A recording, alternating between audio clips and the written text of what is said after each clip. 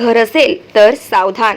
रस्त्यावरून ये जा करत असताना एखादा ट्रॅक्टर किंवा एखादी चारचाकी आपल्या घरात अनियंत्रित होऊन आपल्या परिवारातील एखाद्याचा जीव जाऊ शकतो.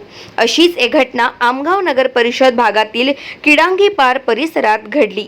श्रीमती किसना बुधराम चोरवाडे, वय वर्ष 58, ही आपल्या घरासमोर कपडे धुत असताना अचानक समोरून संदीप कोरे हा ट्रॅक्टर चालवीत आपल्या शेतातून धान घेऊन येत असताना मद्यधुंद अवस्थेमध्ये त्याचे ट्रॅक्टरवरील नियंत्रण सुटले आणि चक्क किसनाबाई यांच्या घरामध्ये ट्रॅक्टर गेलं आणि त्या ट्रॅक्टरच्या चाकामध्ये येऊन किसनाबाई यांचा जागेवरच अंत झाला आणि तो करुण अंत होता.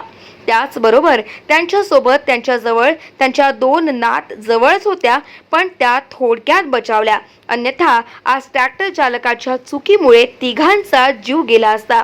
मात्र या ट्रॅक्टरच्या मद्यधुंद अवस्थेमुळे आज किसनाबाई आपल्या परिवाराला सोडून गेल्याने परिसरात मोठी हळहळ व्यक्त करण्यात येते.